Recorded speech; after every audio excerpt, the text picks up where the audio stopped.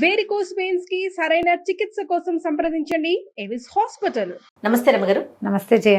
రమగారు, ఎప్పుడు మనం on screen of screen మాట్లాడుకునే ఒక విషయం, పెళ్ళిళ్ళు ఫెయిల్ అవ్వటం, విడాకులకి దారితీయటం.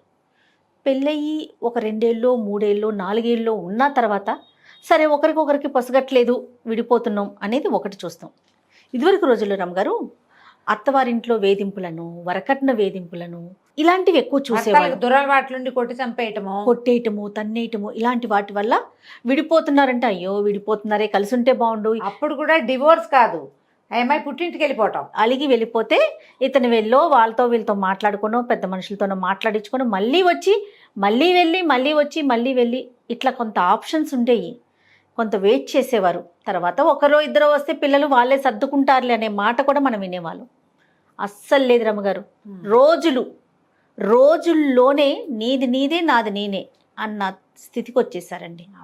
ఎంతమందితో మాట్లాడుతుంటే ఎవరితో మాట్లాడినా మా ఇంట్లో ఇట్లా ఉంది, మీ ఇంట్లో అట్లా ఉంది, ఇదే గోలండి.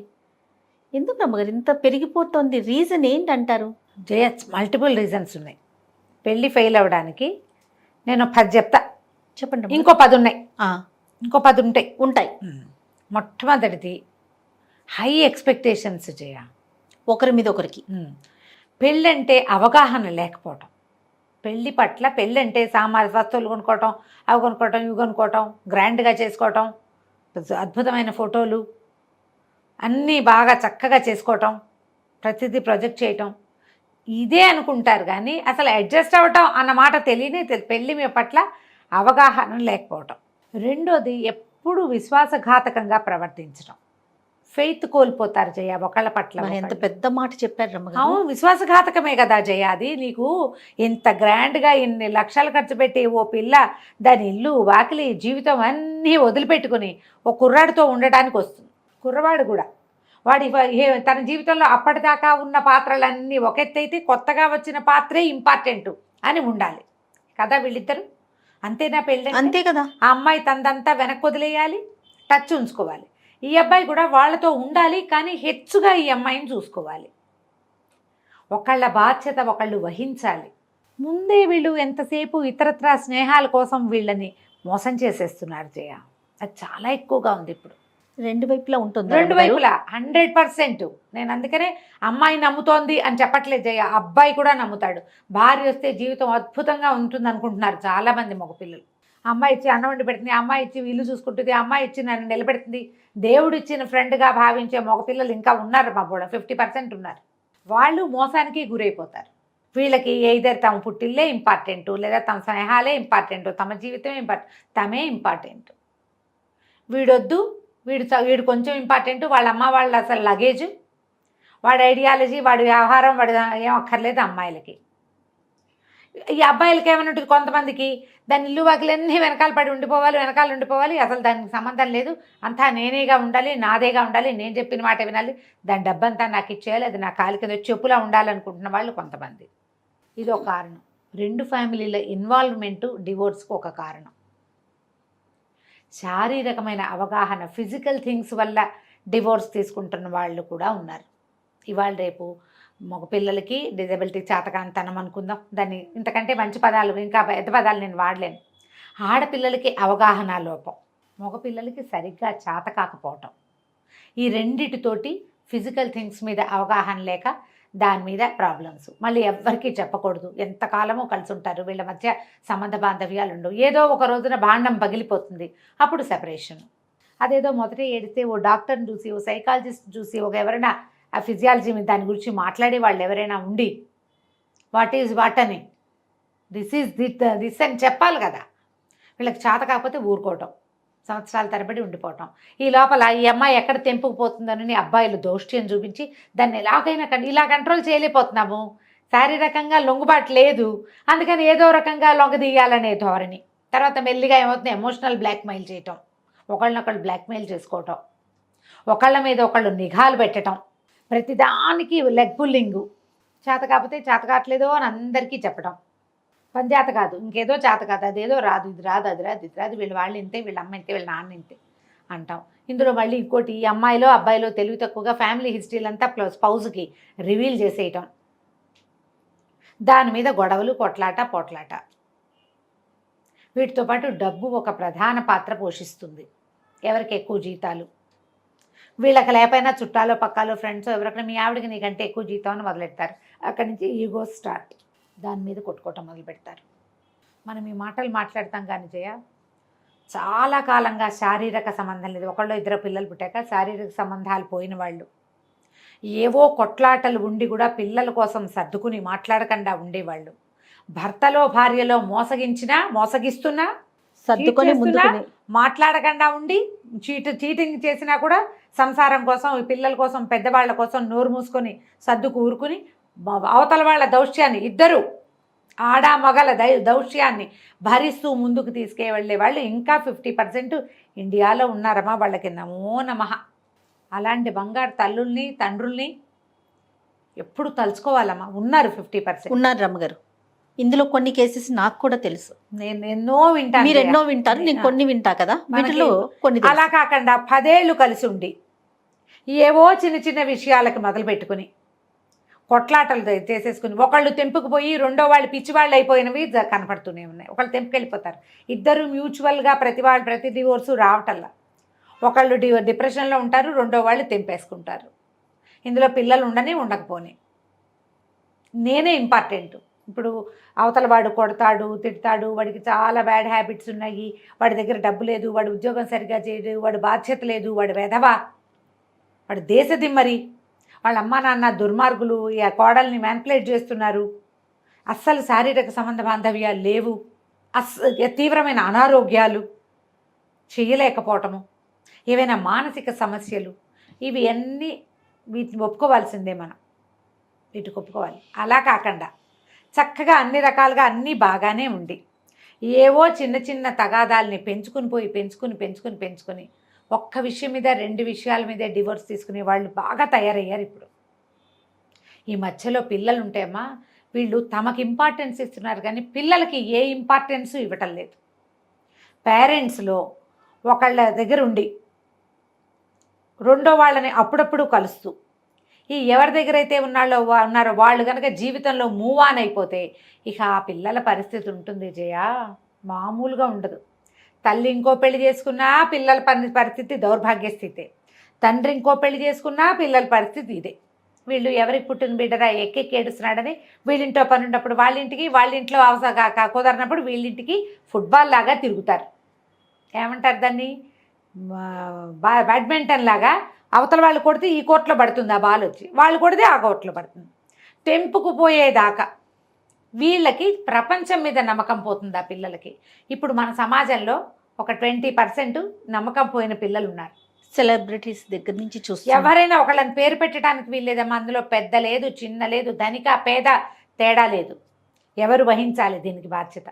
వీళ్ళు ఇందులో సంఘ విద్రోహ శక్తులుగా మారచ్చు, మానసిక రోగులుగా మారచ్చు, అడిక్ట్స్గా మారచ్చు. కొంచెం పెద్దవాళ్ళే ఏదో చదువుకున్నా ఉద్యోగాలు చేసినా తమ స్పౌజ్ని చూస్తే మండిపోతూ ఉండేవాళ్ళు కావచ్చు, ఏదైనా కావచ్చు. నీకు నార్మల్గా చక్కటి పెంపకంలో అమ్మా నాన్నలు అన్నీ శుభ్రంగా చూసి 4 జరిపించిన వాళ్ళే పర్వర్ట్స్ అయ్యే అవకాశం ఉన్నది మనకి. వీళ్ళు పర్వర్ట్ అయ్యే అవకాశం ఎక్కువ ఉంది. పోనీ ఈ తెంపుకుపోయిన అమ్మా నాన్న జీవితంలో స్థిరపడి సుఖంగా ఉన్న దాఖలాలు కనపడతాయా అంటే తక్కువ. శేష ప్రశ్న, చాలా తక్కువ.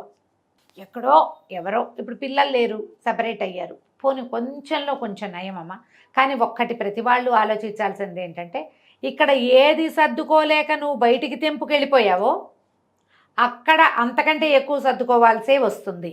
ఆ విషయం కాకపోతే ఇంకొక విషయానికైనా సర్దుకుపోవటం అనేది కామన్, తప్పదు. నువ్వు పెళ్ళి అనగానే క్రమంగా ఏమైంది, మన సమాజంలో పెళ్ళంటే భయపడే వాళ్ళ శాతం పెరిగిపోతుంది.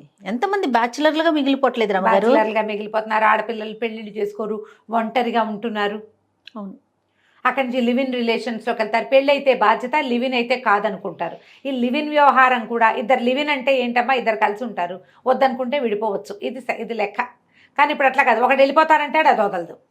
ఆ కాడికి లివిన్ తగలబట్టం ఎందుకు, పెళ్లి చేసుకుని ఏడవచ్చు కదా ముందే.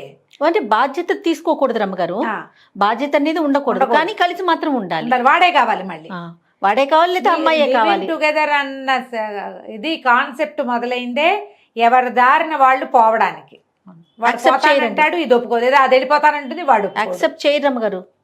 ఎందుకు చేయరంటే, మీరు ఎందుకు చేయరు? ఈ పాత ఎవరితో కలిసి ఉన్నామో వాడితోటే కలిసి ఉండాలనే కాన్సెప్ట్ మీ లోపల ఉంది. కానీ పెళ్ళి అనేది వద్దు అంటే సంప్రదాయాన్ని ధిక్కరిస్తావు. మొదటిది సంప్రదాయాన్ని ధిక్కరించారు. రెండోది ఏంటి, ఈ పొసెసివ్నెస్ని పెంచి పోషిస్తావు. నీకు వాడికి ఉండకూడదు, నీకు ఉండకూడదు. Friends with benefits. మీకు ఇద్దరికి ఒక ఇల్లు కలిసి వస్తుంది, ఒక ప్లేస్ కలిసి వస్తుంది, మీ ఇద్దరు కలిసి ఉంటారు, ఖర్చులు కలిసి వస్తాయి. కాదు, చిచ్చి కాదండి, మేము ప్రేమించుకున్నాం, మేము కలిసి ఉంటామని చెప్తారు. ప్రేమించుకుంటున్నప్పుడు పెళ్ళే తగలబడచ్చు కదా. ఇప్పుడు పెళ్లి చేసుకోమండి, పెళ్లి చేసుకుంటే ఏమవుతుంది? నువ్వు పెళ్లి చేసుకోకపోయినా మీ ఇద్దరు కలిసి ఓ గదిలోనే ఉంటున్నారు, ఓ మంచం ఓ కంచమే వాడతారు, ఖర్చులు కలిసి చేస్తారు. ఆ పెళ్ళి అనే 2 పదాలే కదా, 2 అక్షరాలు, ఒక పదమేగా. అంతేగా. ఇవన్నీ ఎలా అయినాయంటే మనకి దేన్ని నమ్మలేని స్థితికి సమాజాన్ని తీసుకెళ్ళిపోతున్నాయి. పెళ్లి మీద నమ్మకం పోగొట్టేస్తున్నాయి. వివాహం అనగానే మొట్టమొదట సర్దుకోవటం, నమ్మకం. ఈ రెండు మంగళసూత్రాల్లాగా నడవాలి. అడ్జస్ట్మెంట్ తప్పదు. నువ్వు వేరే ఫ్యామిలీలోకి వెళ్ళినప్పుడు వాళ్ళకో పద్ధతి ఉంది, వాళ్ళకో విచారం ఉంది, వాళ్ళకో తీరుంది, దాని ప్రకారం నువ్వు ఉండు. లేదా నీకేవో చాలా వేరే ఉద్దేశాలు ఉన్నాయి, వీళ్ళతో వద్దు, ఇంకోళ్ళని చూసుకో, 10 మందితో మాట్లాడి కదా ఇప్పుడు పెళ్లి చేసుకుంటున్నారు. అది కుదరటం. అక్కడి నుంచి ఏం చేస్తా అంటే ఫ్రెండ్షిప్లు వదలటం లేదు జయ. ఇది ఒక చాలా పెద్ద సమస్య. ఫ్రెండ్షిప్లు అంటే ఎట్లా రమ్మగారు? పాత ఫ్రెండ్స్ ఎవరెవరితోనో ఆఫీసులతో వీళ్ళు సరదాగా కబుర్లు చెప్పుకుంటారు. ఇందులో సరదా కబుర్లు ఉంటాయి, ఫ్లర్టింగ్ ఉంటుంది, ఇంటిమేట్ టాక్ ఉంటుంది. కానీ వీళ్ళ మధ్య సంబంధాలు ఉండక్కర్లా. ఈ మాటలు నోరు బాదురుతనమే ఇదంతా. అక్కడి నుంచి టైపులు చేస్తారు, మెసేజ్లు ఇలా నొక్కు, ఎన్ని మెసేజ్లు అని నొక్కే, వాయిస్ మెసేజ్లు పెట్టు, నీ ఫోటో నాకు, నా ఫోటో నీకు పంపించు. అవన్నీ గూగుల్లో ఉంటాయి. ఎవడో ఒకడు ఓపెన్ చేస్తాడు, మీ కుండ పగులుతుంది, అక్కడ బాండం పగిలిపోతుంది కదా. రెండో వాళ్ళకి మీ మీద ఎంత అసహ్యం వేస్తుంది. పోనీ ఎవరో ఒకళ్ళు చేయట్లే చేయ, ఇద్దరు వైఫ్ హస్బెండ్ ఉంటే ఇద్దరు చేస్తున్నారు ఇవే పని. ఈ కాలం అట్లా ఉంది. ఇది ఎవరి గోల వారిదే. ఎవడు ముందు బయటపడితే వాడు దొంగ, అంతే. బయటపడకపోయినా దొంగలు ఉంటున్నారు. ఒకసారి పెళ్ళయ్యాక పాత ఫ్రెండ్షిప్ని ఒక గీత పెట్టి అక్కడ ఉంచటం నేర్చుకోవట్లేదు. ఈ ఆడమగ ఫ్రెండ్షిప్ అనేది ఒక చాలా సహజమైన విషయంగా తీసుకుంటున్నాం కదా, అదే పెద్ద ఇబ్బంది అవుతుంది. వీళ్ళు చిన్నప్పటి నుంచి కాలేజ్ మేట్స్, కొంతమంది పిల్లలు, నేను విన్న కేసే చెప్తున్నానమ్మా, మనకి కౌన్సిలింగ్ కేసు కాదు, ఒక జరిగిన విషయం. కాలేజీ ఫ్రెండ్స్ 3 అబ్బాయిలు 4 అమ్మాయిలు, లేదా 2 అమ్మాయిలు 3 అబ్బాయిలు. 2 అమ్మాయిలకి పెళ్ళిళ్ళైనాయి, 3 అబ్బాయిలకి ఎవరి వాళ్ళు పెళ్ళిళ్ళు చేసుకున్నారు. వీళ్ళు ఎప్పుడూ కలిసే ఉంటారు. ఈ పెళ్ళైన అమ్మాయికి అమ్మాయి మొగుడు ఆ అమ్మాయి ఫోన్లో, అమ్మాయి పాత ఐఫోన్ ఒకటి వదిలిపెట్టేసి తర్వాత ఇంకో ఫోన్ ఏదో కొనుక్కుంది, ఆ ఫోన్ ఇంట్లో ఉంది. అతను ఎప్పుడో చూశాడు. ఈ అమ్మాయి 3 ఫ్రెండ్స్లో ఒకటితోటి ఇంటిమేట్ టాక్ ఉంది అందులో. ఇప్పటికీ వాళ్ళు క్లోజ్గానే ఉన్నారు ఫ్రెండ్స్. అవును, అప్పుడు ఒక క్రష్ నడిచింది, ఇప్పుడు లేదు. ఇప్పుడు మరి మీ ఇద్దరు పోనీ క్రష్ నడిచింది, బాగుంది, ఓకే, సహజం. ఇది ఈ పెళ్ళిళ్ళు అయ్యాక కొంచెం తగ్గించుకోవాలా, పూర్తిగా అసలు మానేయాలి, తగ్గించుకోవటం కాదు. దీని మీద కొట్లాట గొడవ, చివరికి డివోర్స్. ఇలా ఆఫీస్ ఫ్రెండ్స్ అని, కొలీగ్స్ అని, పాత ఆఫీసులో friends, Facebook friends, messenger friends, Insta friends, పక్కింటి వాళ్ళు, వెనకింటి వాళ్ళు, మన ఫ్రెండ్ 36 ఫ్రెండ్స్, ఆ చివరి వాడెవడో ఫ్రెండ్, పెళ్లి చూపుల వాళ్ళతో వచ్చిన వాళ్ళు ఫ్రెండ్స్, పెళ్లి సంబంధాలు 10-20 చూశారు, అందరితో పిల్లలు వెళ్ళి మాట్లాడతారు. ఆ ఫస్ట్ ఫ్రెండ్ పెళ్లి కొడుకులు కూడా టచ్లో ఉంటున్నారమ్మా. నిజంగా ఎంత ఘోరంగా ఉంది. ఆడపిల్లలు కూడా, పెళ్లి కూతుర్లు కూడా హాయ్ పెట్టడం, గుడ్ మార్నింగ్ పెట్టడం, ఏదో మాట్లాడడం. అది అక్కడితో ఆగితే పర్వాలా. నీ ఫ్రెండ్ని నీ పార్ట్నర్ కూడా నువ్వు చెప్పుకోగలిగే ఫ్రెండ్షిప్ అయితే ఓకే, తప్పు లేదు. అమ్మాయి అబ్బాయి మాట్లాడుకోవచ్చు, అందులో తప్పే లేదు. నువ్వు సీక్రసీ మెయింటైన్ చేస్తున్నారే. మనం డెస్పరేట్గా సీక్రసీ కాదు, సీక్రెట్గా మెయింటైన్ చేయొచ్చు. వీళ్ళతో ఒట్టి హాలోలతోటి ఆగట్లేదు అంటున్నాను నేను. ఇప్పుడు ఫ్రెండ్షిప్ చేయకూడదని ఎందుకంటాం జయ మనం? అదే కదా. ఇప్పుడు మన సార్వజనీనంగా మనకు ఎవడో మొహం తెలియని వాళ్ళతో ఫ్రెండ్షిప్ చేయటమే మన ప్రపంచంగా ఉంది. దీనికి ఒక హద్దు, ఒక గీత ఉండద్దు, గీతలు లేవు. ఈ గీతలు ఎక్కడ నేర్పబడాలో చెప్పు ఇప్పుడు. ఖచ్చితంగా చిన్నప్పటి నుంచి తల్లి తండ్రి, ఇంట్లో మీకు మీరు సొంతంగా గీతలు గీసుకుంటేనే మన పిల్లలకి మనం చెప్పగలుగుతాం ఉంటుంది. తర్వాత పెళ్ళి అంటే ఈ ఫోటోలు కాదు, ఈ మ్యారేజ్ బ్యూరోలకు వెళ్ళటం ఒకటే కాదమ్మా.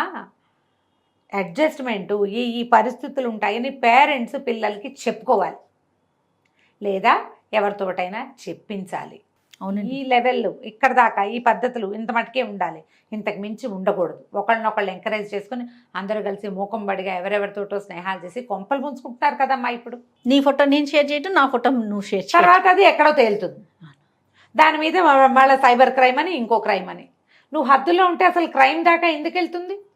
అస్సలు ఆగలేకపోతారు ఆగలేకపోతున్నారు. పోతున్నారు. ఇవి పైగా చిన్నప్పుడు 15-18 ఏళ్ల వయసులో చేసినవి 30 ఏళ్ళు వచ్చాక అది బయటపడటం, దాని మీద రగడ, దాని మీద కొట్లాట. అప్పుడెప్పుడో చిన్నప్పుడు తెలియక చేశాము అని చెప్పుకోలేకపోవటం, పోట్లాడతారు కదా నువ్వు చేయలేదా అని వాడి ఫోటోల కోసం వెతకటం, వీళ్ళని కనుక్కోవటం, వాళ్ళ గురించి. పెళ్లి చేసుకునే ముందే ఆలోచించుకుని చేసుకోండి.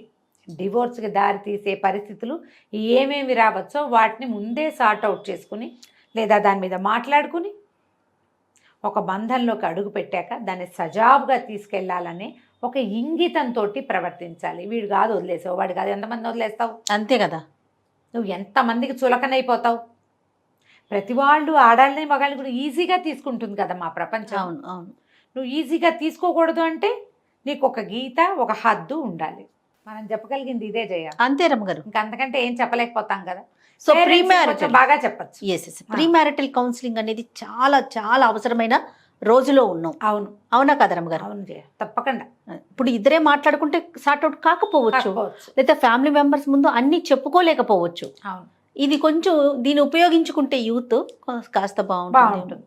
యూత్ అంటే మళ్ళీ 20లే కాదు 30లో ఉన్న వాళ్ళకు కూడా ఇది అవసరం. ఎవరైనా కూడాను. ప్రీ మ్యారిటల్ అంటే మనకు అవకాశం మన చేతిలో ఉంటుంది, పోస్ట్ మ్యారిటల్ మన చేతిలో ఉండదు కదా రమ్మగారు. అప్పుడు ఇంకోటి వచ్చేస్తాడు కదా లైఫ్ లో, ఒకటో 2+1 అయిపోతుంది కదా. అవును అవును. కాబట్టి కొంచెం జాగ్రత్తగా ఆలోచించి పెళ్లికి ప్రిపేర్ అవ్వడానికి ముందు ప్రపంచంలో ఎలాంటివి జరుగుతున్నాయి, ఎలాంటివి జరగచ్చు, దానికి మనం ఎట్లా ఉండాలి, మనం ఏం చేయొచ్చు, ఏం చేయకూడదు అనేది ఆలోచించుకోవాలి. పెద్దవాళ్ళు చెప్పాలి, ఫ్రెండ్స్తో డిస్కస్ చేసుకోవాలి, అప్పుడు ముందుకెళ్ళాలి. రైట్ అండి. నమస్తే రమ్మగారు. నమస్తే.